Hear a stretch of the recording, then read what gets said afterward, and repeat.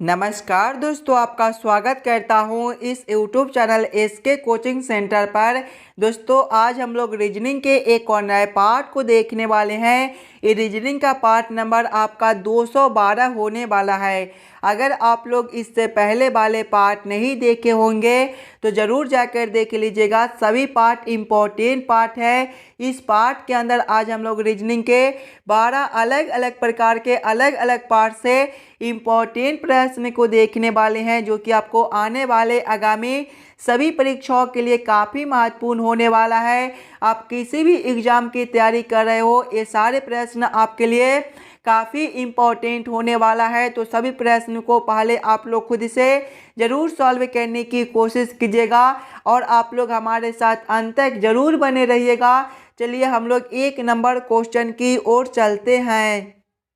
ये रहा question number 1। Question number 1 जो है ये आपका वेन आरेख वेन डायग्राम से रिलेटेड प्रश्न है। कंप्यूटर मॉनिटर और कीबोर्ड का किस प्रकार से वेन आरेख वेन डायग्राम बनेगा, ये आप लोगों से पूछ रहा है। जब भी आपको वेन आरेख वेन डायग्राम से रिलेटेड प्रश्न देखने को मिले तो सबसे पहले आप लोग सभी शब्दों को ध्यान से देखिएगा और समझने की कोशिश कीजिएगा। ये सभी शब्द में कौन शब्द किसके साथ संबंधित है, किसके अंदर हम लोग किसको रख सकते हैं। अगर आप लोग ध्यान से देखिएगा तो देखिए, कंप्यूटर के अंदर ही आपका मॉनिटर और कीबोर्ड दोनों होता है। यानी कि सबसे पहले हम लोग कंप्यूटर के लिए एक गोला बना लेंगे और कंप्यूटर के अंदर जो है हम लोग मॉनिटर और कीबोर्ड दोनों को रख देंगे। लेकिन मॉनिटर आपका अलग होता है और कीबोर्ड भी आपका अलग होता है। यानी कि ये दोनों आपका कंप्यूटर के अंदर आ जाएगा, लेकिन दोनों अलग अलग हो जाएगा। कुछ इस प्रकार से इसका वेन आरेख वेन डायग्राम बनेगा। इस प्रकार का वेन आरेख वेन डायग्राम आपका ऑप्शन नंबर सी में दिया गया है, जो कि आपका सही उत्तर बनता है। चलिए अगले प्रश्न की ओर हम लोग चलेंगे, क्वेश्चन नंबर 2 की ओर।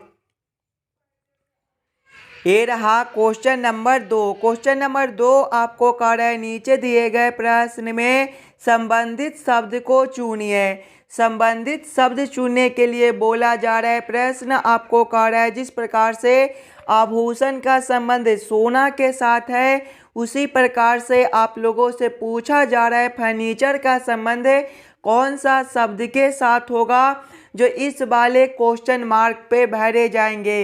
ये जो प्रश्न है ये भी आपके लिए काफ़ी महत्वपूर्ण प्रश्न है। तो पहले आप लोग खुद से ज़रूर सॉल्व करने की कोशिश कीजिएगा। सबसे पहले आप लोग यहाँ पर ये समझने की कोशिश कीजिएगा, आभूषण से आपका सोना किस प्रकार से लिखा हुआ है, आभूषण से सोना आपका किस प्रकार से संबंधित है।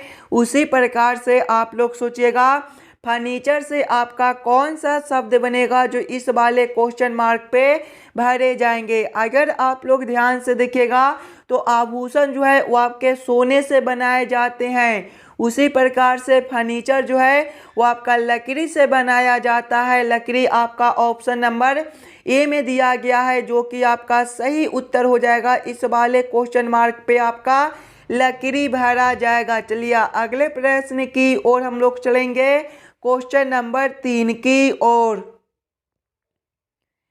ये रहा क्वेश्चन नंबर 3। क्वेश्चन नंबर 3 आपको कह रहा है नीचे दिए गए प्रश्न में संबंधित संख्या को चुनिए।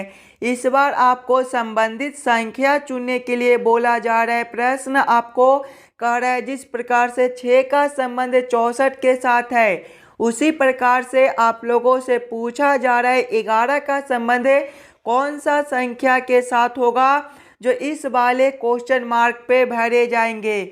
सबसे पहले आप लोग यहाँ पर ये समझने की कोशिश कीजिएगा 6 को हम लोग क्या करेंगे ताकि हमारा 64 बन जाए।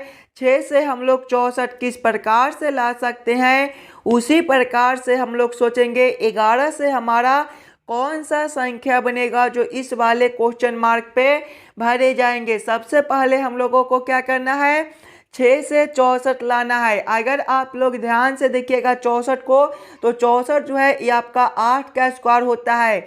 यानी कि अगर हम लोग 6 में +2 करते हैं तो ये आपका 8 होता है और 8 का स्क्वायर आपका 64 बनता है। देखिए 64 आपका यहाँ पर दिया गया है। उसी प्रकार से आगे आपका संख्या 11 है, तो 11 प्लस 2 करेंगे तो ये आपका 13 हो जाएगा। देखिए प्लस 2 करने के बाद स्क्वायर भी किए थे, तो यहाँ पर भी 13 का स्क्वायर करेंगे। 13 का स्क्वायर आपका 169 होता है।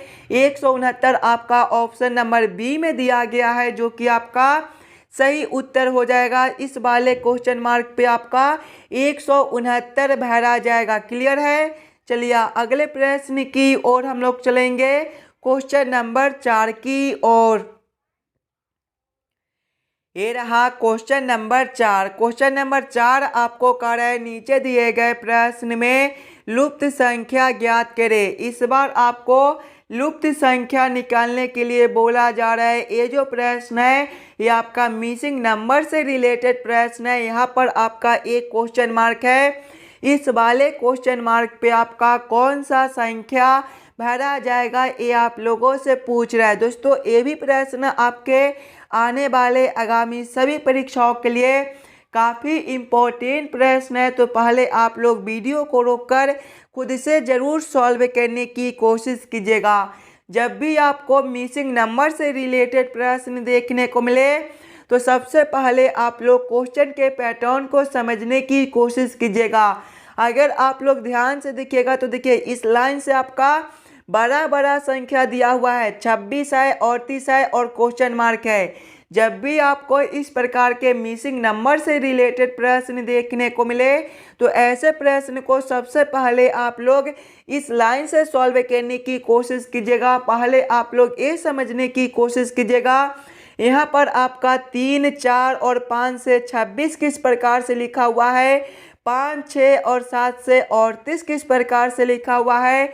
उसी प्रकार से आप लोग सोचेगा 7, 8 और 9 से आपका कौन सा संख्या बनेगा जो इस वाले क्वेश्चन मार्क पे भरे जाएंगे। सबसे पहले हम लोगों को क्या करना है, 3, 4 और 5 से 26 लाना है। सभी बच्चे अपना दिमाग लगाइएगा। ये तीनों संख्या से हम लोग 26 किस प्रकार से ला सकते हैं।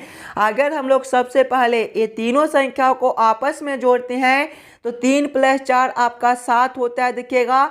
और 7 + 5 जो है ये आपका 12 होता है। और 12 में अगर हम लोग 2 से गुना करते हैं तो ये आपका 24 होता है। और 24 + 2 करने पर ये आपका 26 बनता है। देखिएगा नीचे वाला संख्या आपका 26 दिया गया है। वही सेम हम लोग आगे करेंगे। इस वाले लाइन में भी हम लोग वही सेम करेंगे। सबसे पहले तीनों संख्याओं को आपस में जोड़ लेंगे, उसके बाद 2 से गुना करेंगे। 2 से गुना करने के बाद फिर से +2 करेंगे। देखिएगा पहले तीनों संख्याओं को आपस में जोड़ेंगे तो 5 + 6 आपका 11 होता है। 11 + 7 जो है ये आपका 18 होता है। जब हम लोग 18 में 2 से गुना करेंगे तो ये आपका 36 हो जाएगा। 36 + 2 करने पर आपका 38 बनता है। ध्यान से देखिए नीचे वाला संख्या आपका 38 भी दिया गया है। यानी कि इस वाले प्रश्न को हम लोग इस प्रकार से सॉल्व कर सकते हैं। तो वही सेम हम लोग इस वाले लाइन में भी करेंगे। सबसे पहले ये तीनों संख्याओं को आपस में जोड़ेंगे। देखिएगा 7 + 8 जो है ये आपका 15 होता है। 15 + 9 जो है ये आपका 24 होता है। जब हम लोग 24 में 2 से गुना करेंगे तो ये आपका 48 हो जाएगा। 48 + 2 करने पर आपका 50 बनता है। 50 आपका ऑप्शन नंबर देखिएगा तो बी में दिया गया है, जो कि आपका सही उत्तर बनता है। इस वाले क्वेश्चन मार्क पे आपका 50 भरा जाएगा। क्लियर है। चलिए अगले प्रश्न की ओर हम लोग चलेंगे, क्वेश्चन नंबर 5 की ओर। ये रहा क्वेश्चन नंबर 5। क्वेश्चन नंबर 5 जो है ये आपका कथन और निष्कर्ष से रिलेटेड प्रश्न है। दोस्तों ये भी प्रश्न आपके लिए काफ़ी इम्पोर्टेंट प्रश्न है। कुछ इस प्रकार के भी प्रश्न आपको अभी बार बार एग्जाम में पूछे जाते हैं। तो सबसे पहले आप लोग वीडियो को रोककर खुद से ज़रूर सॉल्व करने की कोशिश कीजिएगा। अगर आप लोग यहाँ पर खुद से सॉल्व कीजिएगा तभी जाकर इस प्रकार के प्रश्न को आप लोग एग्जाम में आसानी के साथ सॉल्व कर पाइएगा। जब भी आपको इस प्रकार के कथन और निष्कर्ष से रिलेटेड प्रश्न देखने को मिले तो सबसे पहले आप लोग सभी कथन को ध्यान से पढ़िएगा और उस सभी कथन को आप लोग वेन आरेख वेन डायग्राम पर सेट कर लीजिएगा, ताकि प्रश्न को सॉल्व करने और समझने में आपको आसानी हो। देखिए कथन एक आपको कह रहा है सभी शहर नगर है, सभी शहर नगर होते हैं, सभी शहर क्या नगर होते हैं। इसका वेन आरेख वेन डायग्राम आपका किस प्रकार से बनेगा, देखिए सभी शहर नगर होते हैं यानी कि नगर के अंदर जो है वो आपका शहर हो जाएगा। ये जो आरेख है ये आपका नगर के लिए हो जाएगा और ये जो आरेख है ये आपका शहर के लिए हो जाएगा। आप लोग नाम भी लिख लीजिएगा, ये जो आपका आरेख है ये आपका शहर के लिए है और ये जो आपका आरेख है ये आपका नगर के लिए है। आगे आप लोग कथन को पढ़िएगा। कथन 2 आपको कह रहा है कुछ शहर गांव होते हैं। कुछ शहर क्या होता है, कुछ शहर जो है वो आपका गांव होता है यानी कि गांव के लिए जो आपका आरेख बनेगा ये आपका कुछ इस प्रकार से बन जाएगा। ये जो आरेख है ये आपका गांव के लिए हो जाएगा। अब आप लोग इस वाले वेन आरेख वेन डायग्राम के आधार पर निष्कर्ष को सही या फिर गलत कीजिएगा। देखिए निष्कर्ष एक आपको कह रहा है सभी गांव नगर होते हैं, सभी गांव नगर होते हैं। देखिए नगर के लिए आरेख आपका यहाँ पर है और गांव के लिए आरेख आपका यहाँ पर है। ये दोनों आरेख आपके कुछ आपस में जुड़े हुए हैं यानी कि कुछ नगर आपके गांव हो सकते हैं लेकिन सभी गांव आपका नगर नहीं हो सकता है। ये निष्कर्ष आपका गलत बनता है। निष्कर्ष 2 को देखिएगा, कोई गांव नगर नहीं है। ध्यान से देखिएगा तो गांव के लिए आरेख आपका यहाँ पर है और नगर के लिए आरेख आपका यहाँ पर है। ये दोनों आरेख आपका आपस में कुछ जुड़ा हुआ है यानी कि कुछ गांव जो है वो आपका नगर भी हो सकता है यानी कि निष्कर्ष 2 भी आपका गलत बनता है। कोई गांव नगर नहीं है, ये भी निष्कर्ष आपका गलत बनता है। कुछ गांव आपके नगर हो सकते हैं। निष्कर्ष 3 को देखिएगा, कुछ गांव नगर होते हैं। ध्यान से देखिएगा तो गांव के लिए आरेख आपका यहाँ पर है और नगर के लिए आरेख आपका यहाँ पर है। ये दोनों आरेख आपके आपस में कुछ जुड़े हुए हैं यानी कि कुछ गांव आपके नगर हो सकते हैं। ये निष्कर्ष आपका सही निकलता है। केवल निष्कर्ष 3 आपका सही निकलता है। कौन सा ऑप्शन में केवल निष्कर्ष 3 को सही किया गया है, ऑप्शन नंबर ई में देखिएगा तो केवल निष्कर्ष 3 होगा यानी कि क्वेश्चन नंबर 5 का आपका ऑप्शन नंबर ए जो है सही उत्तर बनता है। चलिए अगले प्रश्न की ओर हम लोग चलेंगे, क्वेश्चन नंबर 6 की ओर। ये रहा क्वेश्चन नंबर 6। क्वेश्चन नंबर 6 आपको कह रहा है दीपक 20 मीटर उत्तर दिशा में चलता है, फिर वह बाएं मुड़कर 40 मीटर चलता है, फिर से वह बाएं मुड़ता है और 20 मीटर चलता है। इसके बाद वह दाएं मुड़कर 20 मीटर चलता है। वह अपने प्रारंभिक स्थल से कितनी दूर है, ये आप लोगों से पूछ रहा है। दोस्तों ये भी प्रश्न आपके लिए काफ़ी इम्पोर्टेंट प्रश्न है और जब भी आपको इस प्रकार के रीजनिंग के प्रश्न देखने को मिले तो सबसे पहले आप लोग ये याद कर लीजिएगा, दिशा में जो है वो आपका पूरब ए वाला दिशा होता है, पश्चिम जो है ये आपका ए वाला दिशा होता है, उत्तर आपका ऊपर की ओर होता है और दक्षिण जो है वो आपका नीचे की ओर होता है।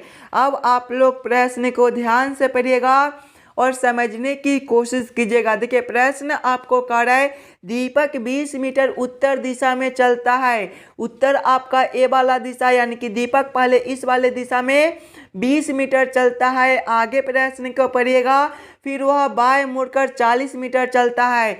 जब यहाँ से वह बाएं ओर मुड़ेगा तो इसका दिशा जो है पश्चिम की ओर हो जाएगा यानी कि पश्चिम दिशा में दीपक जो है 40 मीटर चलता है। आगे प्रश्न को पढ़िएगा, फिर से वह बाएं मुड़ता है और 20 मीटर चलता है। जब यहाँ से वह बाएं ओर मुड़ेगा तो उसका दिशा जो है दक्षिण की ओर हो जाएगा यानी कि दीपक दक्षिण दिशा में भी 20 मीटर चलता है। आगे प्रश्न को पढ़ेगा, इसके बाद वह दाएं मुड़कर 20 मीटर चलता है।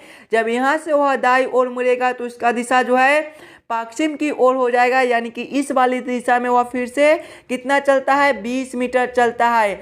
आगे प्रश्न को पढ़िएगा। आगे प्रश्न आप लोगों से पूछ रहा है वह अपने प्रारंभिक स्थल से कितनी दूर है। देखिएगा दीपक यहाँ से चलना शुरू किया है और यहाँ तक चलकर आया है, यहाँ से लेकर यहाँ तक का दूरी आप लोगों से पूछ रहा है। ध्यान से देखिएगा तो यहाँ से लेकर यहाँ तक का जो दूरी है वो आपका 20 मीटर दिया गया है और यहाँ से लेकर यहाँ तक का जो दूरी है वो आपका 40 मीटर है।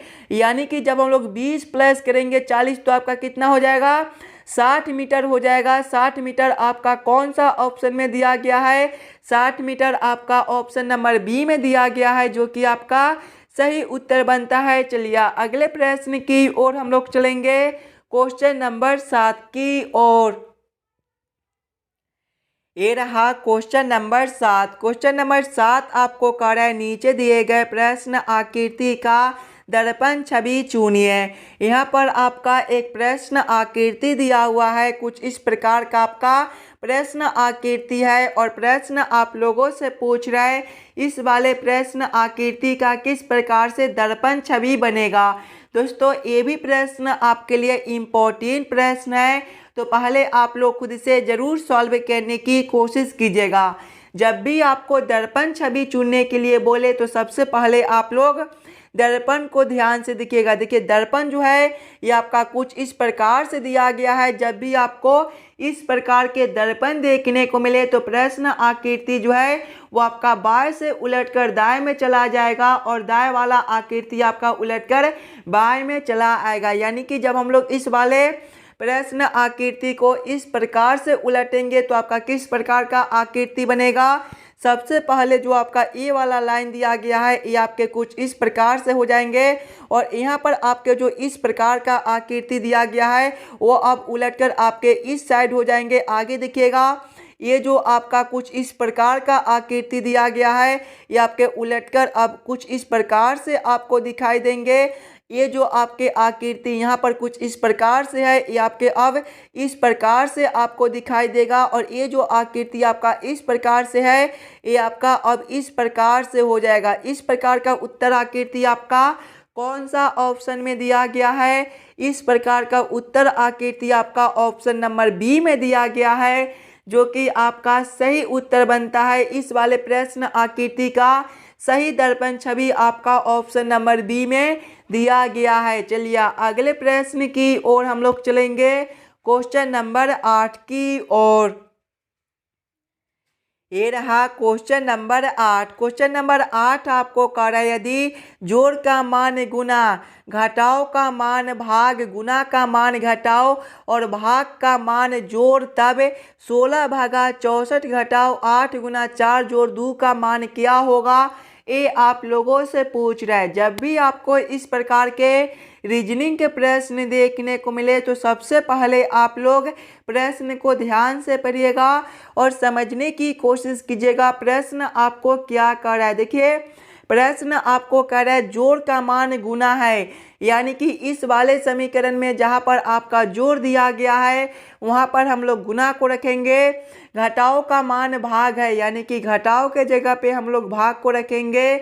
गुना का मान घटाओ है, यानी कि गुना के जगह पे घटाओ को रखेंगे और भाग का मान जोड़ है, यानी कि भाग के जगह पे जोड़ को रखकर इस वाले समीकरण को हम लोग हल कर लेंगे। सबसे पहले देखिएगा तो आपका 16 भागा 64 है। भाग का मान क्या है, भाग का मान जो है वो आपका जोड़ है, यानी कि यहाँ पर आपका भाग के जगह पे जोड़ 64 हो जाएगा। उसके बाद आपका घटाव है, घटाव का मान भाग है, यानी कि यहाँ पर आपका भागा 8 हो जाएगा। उसके बाद गुना है, गुना का मान देखिएगा तो आपका घटाव दिया गया है, घटाव 4 हो जाएगा।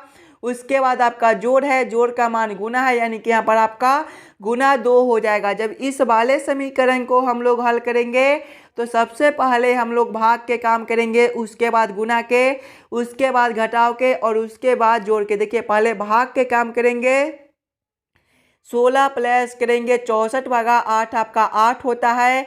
घटाव करेंगे 4 गुना 2 आपका 8 होता है। यहाँ पर देखिएगा 16 प्लस करेंगे 8 घटाव 8 आपका 0 होता है। 16 प्लस 0 आपका 16 ही बनता है। 16 आपका ऑप्शन नंबर सी में दिया गया है, जो कि आपका सही उत्तर हो जाएगा। चलिए अगले प्रश्न की ओर हम लोग चलेंगे, क्वेश्चन नंबर 9 की ओर। ये रहा क्वेश्चन नंबर 9। क्वेश्चन नंबर 9 आपको कह रहा है नीचे दिए गए श्रृंखला को पूरा करें। इस बार आपको श्रृंखला सीरीज से रिलेटेड प्रश्न दिया गया है। एक श्रृंखला सीरीज दिया हुआ है और यहाँ पर क्वेश्चन मार्क है। इस वाले क्वेश्चन मार्क पे आपका कौन सा संख्या भरा जाएगा ये आप लोगों से पूछ रहा है। दोस्तों जब भी आपको इस प्रकार के श्रृंखला सीरीज से रिलेटेड प्रश्न देखने को मिले तो सबसे पहले आप लोग श्रृंखला सीरीज को ध्यान से देखिएगा और समझने की कोशिश कीजिएगा आपका किस प्रकार का श्रृंखला सीरीज दिया हुआ है, इसे हम लोग कैसे जल्द से जल्द सॉल्व कर सकते हैं। श्रृंखला को देखिएगा तो पहले आपका 5 है, 5 के आगे आपका 13 दिया गया है, 13 के आगे आपका 29 दिया हुआ है, 29 के आगे आपका 61 दिया गया है, 61 के आगे 125 है और इसके आगे आपका क्वेश्चन मार्क है। ध्यान से देखिएगा इस वाले श्रृंखला सीरीज को। तो ये जो श्रृंखला है ये आपका ऊपर की ओर बढ़ रहा है और जब भी आपको इस प्रकार के श्रृंखला देखने को मिले तो सबसे पहले आप लोग अंतर को देखिएगा। ध्यान से देखिएगा अंतर को। तो 5 से 8 है, यहाँ पर 5 से आपका 13 है, प्लस 8 का अंतर है। आगे देखिएगा 13 से 29 है, प्लस 16 का अंतर है, 29 से 61 है, प्लस 32 का अंतर है, 61 से आपका 125 है, यहाँ पर प्लस 64 का अंतर है और आगे आपका क्वेश्चन मार्क है। ध्यान से देखिएगा अंतर को। तो 8 का है, 16 का है, 32 का है, 64 का है। देखिए 8 गुना 2 जो है ये आपका 16 होता है, 16 गुना 2 आपका 32 होता है, 32 गुना 2 जो है ये आपका 64 होता है। उसी प्रकार से अगला अंतर जो है वो आपका 64 गुना 2 हो जाएगा। 64 गुना 2 जो है वो आपका 128 होता है, यानी कि अगला अंतर जो है वो आपका प्लस 128 का हो जाएगा।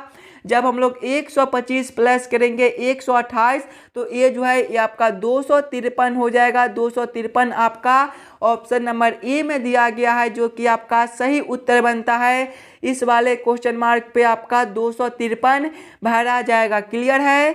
चलिए अगले प्रश्न की ओर हम लोग चलेंगे, क्वेश्चन नंबर 10 की ओर। ये रहा क्वेश्चन नंबर 10। क्वेश्चन नंबर 10 आपको कह रहा है नीचे दिए गए अक्षर श्रृंखला को पूरा करें। दोस्तों इस बार आपको अक्षर श्रृंखला से रिलेटेड प्रश्न दिया गया है। ये भी प्रश्न आपके आने वाले आगामी सभी परीक्षाओं के लिए काफ़ी इम्पोर्टेंट प्रश्न है। कुछ इस प्रकार के भी प्रश्न आपको एग्जाम में पूछे जाते हैं। देखिए यहाँ पर आपका एक अक्षर श्रृंखला दिया हुआ है और यहाँ पर क्वेश्चन मार्क है। इस वाले क्वेश्चन मार्क पे आपका कौन सा अक्षर भरा जाएगा ये आप लोगों से पूछ रहा है। सबसे पहले आप लोग अक्षर श्रृंखला को ध्यान से देखिएगा और खुद से ज़रूर सॉल्व करने की कोशिश कीजिएगा। अगर आप लोग यहाँ पर खुद से सॉल्व कीजिएगा तभी जाकर आप लोग एग्ज़ाम में आसानी के साथ सॉल्व कर पाइएगा। अक्षर श्रृंखला को देखिएगा तो पहले आपका ABC दिया गया है। ABC के आगे देखिएगा तो आपका EXG दिया गया है। EXG के आगे देखिएगा तो आपका ITK दिया गया है और इसके आगे आपका क्वेश्चन मार्क है। अगर आप लोग ध्यान से देखिएगा सिंगल अक्षर को तो ए से आपका ई है। ये जो है ABCD के क्रमानुसार में पहले नंबर पर होता है और ई आपका 5वें नंबर पर यहाँ पर आपका +4 कर दिया गया है। आगे देखिएगा ई से आपका आई है।